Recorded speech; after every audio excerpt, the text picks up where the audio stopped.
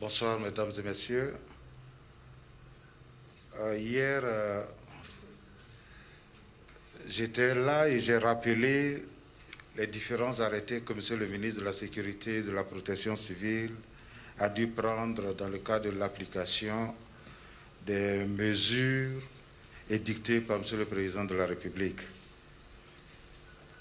En attendant que M. le Directeur général de la police fasse le point sur le couvre-feu, je voudrais, au nom de M. le ministre de la Sécurité et de la Protection civile, insister sur la nécessité de respecter scrupuleusement ce couvre-feu, parce que ce n'est pas de gaieté de cœur que le chef de l'État a pu conseiller de telles mesures. Le ministre m'a demandé d'appeler nos concitoyens au civisme et à la solidarité. La gendarmerie, la police mettront en œuvre pour faire appliquer le couvre-feu en vigueur dans le strict respect des droits de l'homme. Le ministre insiste également sur le respect de l'arrêté qui impose la fermeture de certains lieux recevant du public. À l'exception vraiment de certains secteurs vitaux tels que l'alimentation, la santé et autres, certains lieux devraient être fermés. Et pour les lieux qui ne sont pas fermés, qui sont régulés, le ministre conseille que les clients de ces magasins, de ces lieux recevant du public puissent respecter toutes les prescriptions du ministère de la Santé, notamment ces prescriptions relatives au respect des gestes barrières. Quant au déplacement des personnes entre Abidjan et l'intérieur du pays qui entre en vigueur dès demain à minuit, le ministre m'a demandé de rappeler que le principe reste d'éviter tout déplacement entre l'intérieur du pays et le Grand Abidjan tel que défini hier ici même. Évidemment, il ne peut y avoir une mesure sans exception, mais le souhait de M. le ministre, c'est que les autorisations exceptionnelles de déplacement des personnes entre Abidjan et l'intérieur du pays puissent être des exceptions et non la règle. Il s'agit d'une décision difficile mais hautement vitale pour la santé des Ivoiriens. Les secteurs d'activité jugés essentiels ont été épargnés. Hier, je l'ai dit ici, le déplacement des marchandises, de certains produits importants ne sont pas interdits. Mais il faut suffisamment prendre conscience pour que les laissez-passer qui seront délivrés au sein du cabinet du ministre de la Sécurité et de la Protection civile, en ce qui concerne Abidjan, et dans les préfectures des départements pour l'intérieur du pays, restent des arrêtés, des laissez-passer délivrés exceptionnellement pour des cas d'urgence. Il faudrait rappeler à nos concitoyens que même munis d'un laissez-passer, toute sortie ou entrée à Abidjan, on passera par un corridor sanitaire où des agents de l'Institut national d'hygiène publique prendront avec le pistolet automatique la température de chacun, même muni de votre arrêté. Et si votre température est à un certain niveau, vous serez prié de retourner avec le véhicule dans lequel vous êtes, parce que ces mesures ont pour seul objectif d'éviter de transporter la maladie d'Abidjan à l'intérieur du pays. Mesdames et messieurs, si nous demeurons dans les pratiques nuisibles que nous constatons, en continuant de vivre comme si de rien n'était, comme si nous étions en situation tout à fait normale, le gouvernement n'aura certainement d'autre choix que de prendre des mesures plus drastiques. Pour ne pas en arriver là, le ministre appelle à la discipline et au respect des règles édictées à ce jour. je voudrais, avant de clore mon propos, féliciter et encourager les agents de santé et les forces de l'ordre qui mettent tout en œuvre pour que les différents arrêtés pris dans le cadre de l'état d'urgence s'appliquent normalement sur le terrain. Merci de votre attention.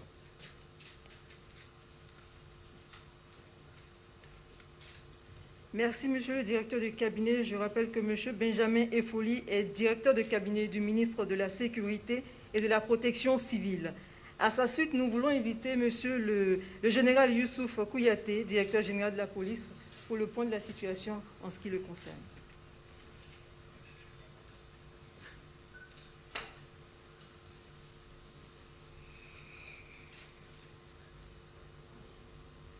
Allô? Vous m'entendez? Vous m'entendez? Monsieur le directeur de cabinet du ministre de la Sécurité et de la Protection civile, Madame la directrice de cabinet adjointe du ministre de la Sécurité et de la Protection civile, Mesdames et Messieurs les conseillers ici présents, chers amis de la presse, je suis là cet après-midi pour rendre compte du suivi du couvre-feu de la nuit du 27 mars 2020. Au cours de nos missions d'application du couvre-feu, nous avons le bilan qui se présente comme ci-après. Personnes interpellées, 41, par rapport à la nuit d'avant-hier. Il y a une baisse substantielle. Les personnes assistées, nous avons eu 10. Dans l'assistance, il faut noter que nous avons un enfant où nous avons assisté ses parents qui a fait une chute à la maison où il s'est ouvert la mâchoire. Il a été accompagné par les éléments de police dans la voiture de ses parents à la clinique Saint-Viateur. Il y a 7 femmes en travail évacuées vers les centres de santé des différentes villes. Ça, c'est à travers la Côte d'Ivoire et Abidjan. Il y a 0,2 femmes prises de malaise évacuées vers des centres de santé. En ce qui concerne les véhicules mis en fourrière, nous avons eu 0,1 moto mise en fourrière. Les corps enlevés, c'est-à-dire un individu qui est décédé, le corps ne peut pas rester à l'hôpital ou à la maison. Nous avons, en collaboration avec les pompes funèbres, accompagné le véhicule de Joseph pour récupérer le corps et le placer dans une morgue. Comme activité principale, les patrouilles de contrôle et de respect de la mesure se poursuivent. Nous tenons fermement les points de passage obligés de la ville. Des instructions fermes ont été données à nos collaborateurs afin de faire appliquer le couvre-feu sans faiblesse, mais en respectant les droits des hommes, les droits de l'homme. Je vous remercie.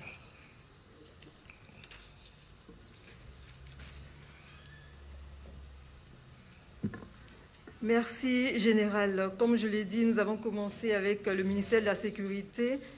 Nous enregistrons le 3e intervenant, Monsieur le Directeur général de la Santé, Professeur Samba Mamadou, pour nous invitons à ce pupitre pour le point.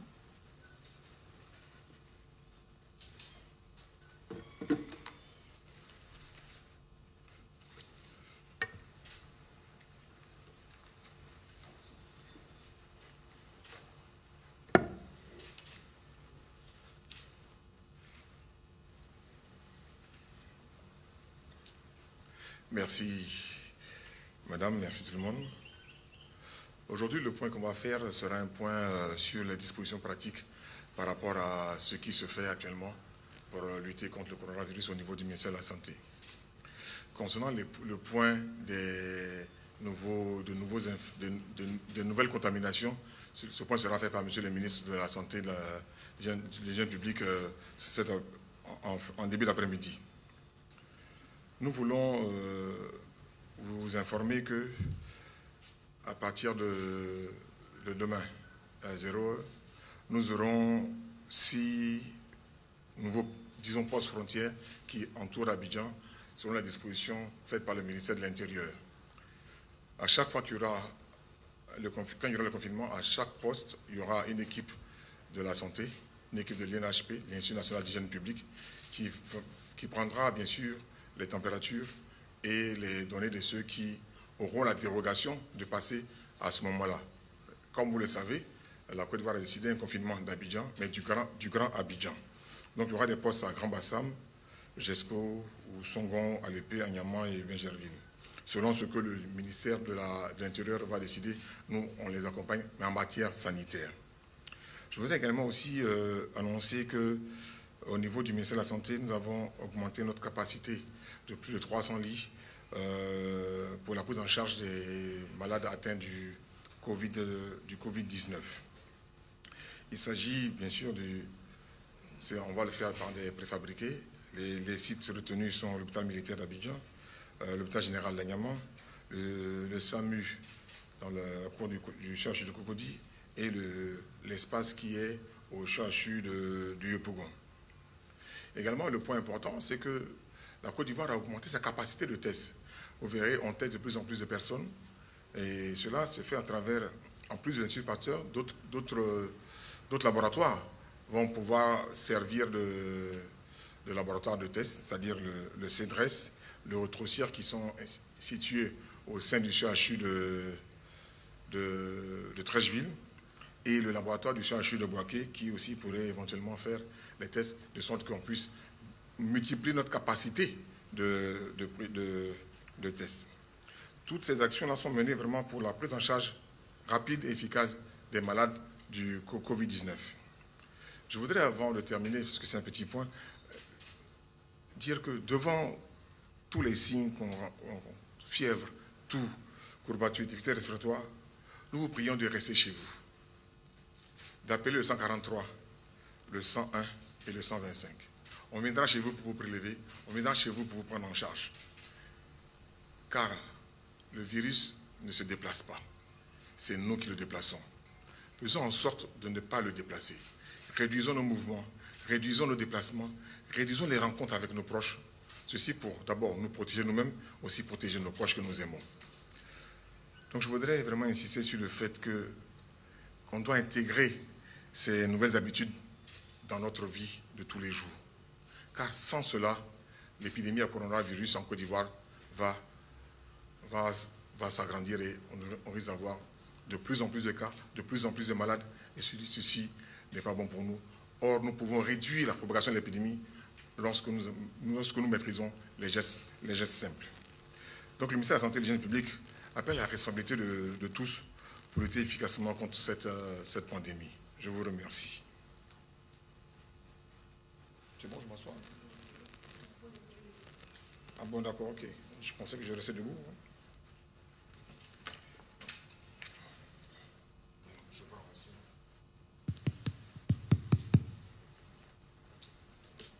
Merci, professeur Samba. Comme à l'accoutumée, nous allons prendre 5 questions. Les journalistes vont poser leurs questions et les intervenants passeront en tour de rôle pour y répondre. Le micro est disponible. Il y a déjà une dame derrière pour sa question.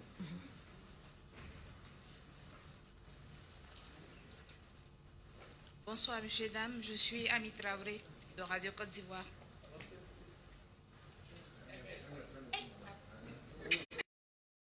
Ami Traoré de Radio Côte d'Ivoire. En fait, ma question, c'est actuellement, nous avons constaté que certaines dispositions ont été prises au niveau de Grand Bassam. Tous les voyageurs sont soumis à un test au niveau de la température. Mais il y a certains voyageurs qui refusent carrément qu'on puisse prendre leur température. Je pose la question au DG de la police. Est-ce que les corps habillés, au niveau des dispositions pour faire respecter ce qui est en train d'être fait, est-ce que le DG a prévu mettre des agents pour pouvoir faire respecter ce qui est en train d'être fait? Il y a certains qui ne veulent même pas qu'on prenne leur température. Pour eux, c'est un jeu. Merci. Prochain intervenant.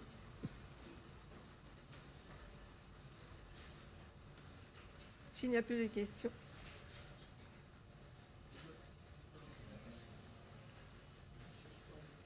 Général, il n'y a pas de questions. Il y a une question, s'il vous plaît.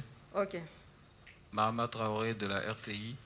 Je voudrais bien demander à monsieur le directeur général de la santé, en ce qui concerne la prise en charge des malades. Hier, on nous a dit que le nombre total de personnes infectées du Covid-19 s'élevait à 101 personnes. Est-ce que toutes ces personnes-là sont effectivement prises en charge au niveau du CHU de Treichville, au niveau du service des maladies infectieuses?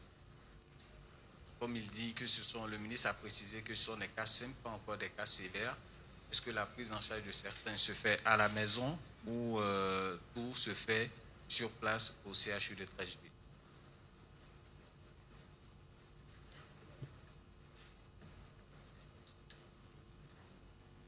Un troisième, oui. Avancez, s'il vous plaît. On va essayer d'aller vite, donc ça va faire le troisième intervenant. S'il y a deux autres, essayez de vous présenter. Oui, Pierre Dupont-Melin de NCI. Ma question s'adresse au directeur de la santé. Et dans son intervention, il a précisé que le ministre, pour ce qui concerne les personnes infectées, va intervenir en début d'après-midi. Je pense que ça devait être peut-être une erreur. Est-ce qu'il peut nous préciser exactement quand est-ce qu'on aura ces informations-là?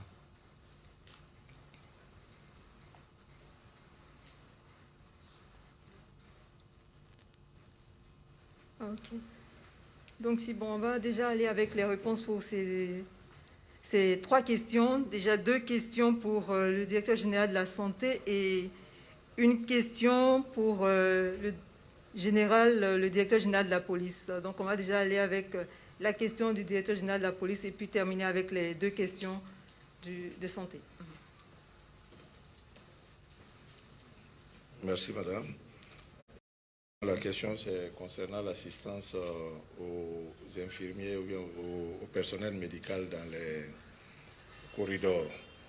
Et vous convenez avec moi que depuis hier, on devait fermer les frontières, enfin pas les frontières, les corridors, le Grand Abidjan, qui a été reporté jusqu'à demain dimanche. Donc les gens ont été surpris de nous voir très tôt ce matin. Depuis hier, nous sommes en place pour assister le personnel médical. Et ça se passe très bien.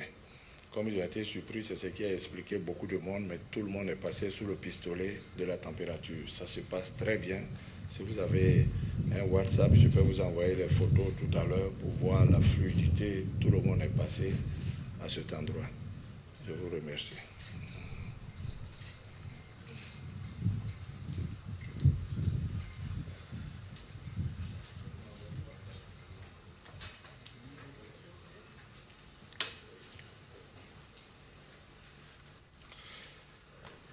Pour commencer, je vais poursuivre ce qu'a dit monsieur le directeur général de la police, le général.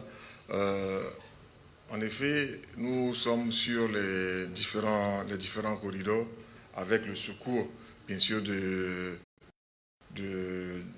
forces de l'ordre. Mais cela a permis aujourd'hui d'éviter que certaines personnes fébriles puissent sortir d'Abidjan. Comme je l'ai dit dans mon propos, le virus ne se déplace pas. C'est nous qui le déplaçons. Plus nous nous déplaçons, plus nous sortons d'Abidjan fébriles, plus nous avons des chances de contaminer nos parents de l'intérieur. Aujourd'hui, on a une épidémie qui est localisée à Abidjan. Faisons en sorte qu'elle reste à Abidjan. On peut la contenir. Mais si nous, par nos comportements, nous sortons, nous sommes avec les forces de police sur les corridors, juste pour prendre les températures, pour voir les personnes fébriles. Et moi, le point que j'ai eu à mi-journée, il y avait une trentaine de personnes fébriles qu'on a retenues à Abidjan pour ne pas qu'elles sortent d'Abidjan. On n'a pas dit qu'elles étaient Covid, mais elles étaient fébriles, qui sont des signes. Donc c'est le message qu'on veut vous faire passer avec l'appui des forces de l'ordre, c'est que nous, en nous déplaçant, en allant à l'intérieur du pays, en allant voir nos parents à l'intérieur du pays, on transporte le virus d'Abidjan vers l'intérieur du pays. Donc faisons en sorte que le virus ne reste qu'à Abidjan. Abidjan, on peut le contenir. Mais si toutefois, on a plusieurs foyers épidémiques, ce sera essentiellement de notre faute. Donc on appelle toujours à la responsabilité des Ivoiriens. Il faudrait qu'on se lave les mains, qu'on respecte les consignes d'hygiène, qu'on respecte les consignes sanitaires pour que le virus reste cantonné à Abidjan. Et là, la lutte sera plus facile et on pourra vaincre ce virus-là. Concernant la prise en charge, nous avons élaboré hier des directives nationales Actuellement, la prise en charge se fait sur un protocole bien précis. Tous les hôpitaux, tous les centres de santé ont ce protocole-là. La maladie Covid-19 est une maladie très contagieuse. Elle est grave et elle est mortelle. Donc tout le monde ne doit pas prendre en charge. C'est pour ça que je dis dans mon propos liminaire, il faut rester chez vous, appeler les numéros et on viendra vous voir et vous prélever. Parce que si vous vous déplacez, vous risquez de transporter l'épidémie en dehors de chez vous. Si vous sentez les signes chez vous, mettez un masque sur votre nez et isolez-vous dans votre propre maison pour protéger ce que vous aimez. C'est ça le message le plus important qu'on doit avoir. Il faut être responsable à la fois de notre santé et de la santé de ceux qui nous sont chers. Sinon, si nous transportons le virus, l'épidémie va... On aura une propagation de l'épidémie. Donc, les directives de prendre en charge. À la fois, la directive dit que pour les cas simples, il y a un protocole bien établi. Le protocole peut être que le cas reste à la maison. Si c'est un cas qui est, comme on dit, compliant, qui suit les traitements, il peut rester à la maison et il n'y a pas de problème. Nous avons beaucoup de cas simples. Mais on va bientôt avoir des cas sévères. Plus l'épidémie s'élargit, plus l'épidémie s'étend, plus les nombres de cas vont arriver et les cas graves vont pouvoir arriver aussi. Donc il faudrait qu'on confine l'épidémie. Donc la prise en charge des cas simples se fait soit à domicile, soit au SMIT en fonction des disponibilités. C'est pour ça que je vous ai indiqué dans mon propos liminaire que nous avons élargi notre offre sanitaire avec plus de 300 lits sur les établissements que j'ai cités tout à l'heure. Donc c'est un peu la réponse. Le communiqué du jour sera fait par M. le ministre, j'ai dit en début d'après-midi. Non, c'est plutôt en fin d'après-midi. Le ministre va faire le point de l'avancée de l'épidémie en Côte d'Ivoire. Donc je pense que j'ai répondu à toutes les questions, même à celles qu'on m'a pas posées. Donc je vous remercie. Merci, professeur. On avait 5 questions. Il nous reste 2 questions et puis on va boucler. Un micro, parfait.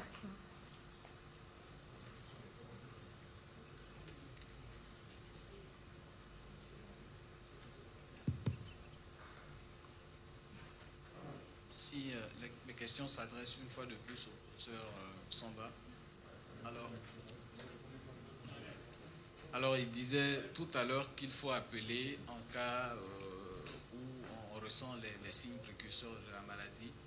Mais il se trouve que des informations, nous revenons font état de ce que les numéros d'appel sont un peu difficiles à joindre.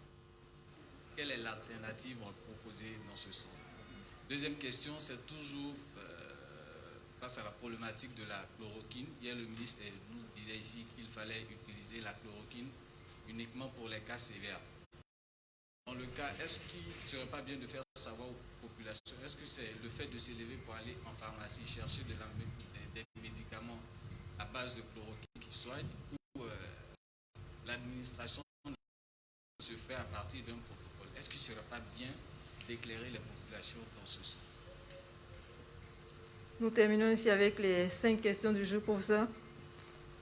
Oui. Il aurait pu continuer, mais bon, il avait pensé que des collègues avaient des questions, donc il ne voulait pas monopoliser le micro. Oui, en effet, il nous revient que le centre d'appel, le 143, le 101, le 125, oui, c'est un peu normal. Tout le monde appelle, donc du coup, les lignes sont surchargées. Mais pour ce faire, le gouvernement a pris une décision d'agrandir le centre d'appel. Donc, nous avons recruté du personnel, nous avons acheté des téléphones, et très bientôt, vous aurez un centre d'appel qui est fonctionnel, sans problème. Donc, vous aurez les réponses à toutes vos questions, parce que souvent, nous avons de la fièvre, de la toux, mais ce n'est pas le Covid. Donc, il y a aussi, ce centre d'appel permettra de faire le tri des personnes en termes de répondre à vos questions et vous orienter. Le second point, c'est la chloroquine. Oui, ça c'est un débat très Internet. La chloroquine, tout le monde en parle. Tout le monde va acheter de la chloroquine actuellement. Moi, je voudrais mettre en garde les populations ivoiriennes. La chloroquine se donne seulement à l'hôpital dans un protocole bien établi. C'est seulement sous prescription médicale qu'on prend la chloroquine. Il n'est pas question, il n'est pas conseillé qu'un Ivoirien aille à une pharmacie ou dans un circuit parallèle à acheter de la chloroquine, vous allez vous faire plus de mal que de bien. D'abord, pour prendre la chloroquine, il faut que vous devez vous être dépisté positif au Covid. C'est le premier point. Ensuite, il faut que vous soyez dans une structure spécialisée, genre les maladies infectieuses et tropicales. Et c'est là que les médecins vont, en fonction de votre cas, vous administrer le traitement qu'il faut. Évitons l'automédication. Aujourd'hui, dans de nombreux pays, il nous revient qu'on a des intoxications à la chloroquine, quelque chose qui avait disparu dans nos pratiques à l'hôpital. Mais pourquoi? Parce qu'on veut prendre de la chloroquine pour traiter son Covid. Il n'y a pas de traitement préventif au Covid. Le seul traitement préventif, c'est se laver les mains régulièrement. Le seul traitement préventif, c'est marquer les 1 mètre entre les personnes. Le seul traitement préventif, c'est éviter les regroupements. C'est seulement à ce prix-là qu'on pourra lutter contre le Covid. Ce n'est pas en prenant la chloroquine. Donc vraiment, je voudrais insister sur le fait que la chloroquine n'est pas un médicament qu'on doit prendre pour se protéger du Covid. C'est quand on l'a et qu'il est confirmé qu'on prend que le médecin vous administre à l'hôpital la chloroquine. Je voudrais vous remercier. Merci, professeur. Donc, nous avons terminé avec les questions. Le point de ce jour concernant la gestion de la lutte contre la maladie à coronavirus Covid-19 pour aujourd'hui s'achève. Nous vous donnons rendez-vous demain. Je voudrais rappeler qu'aujourd'hui, nous avons eu 3 intervenants.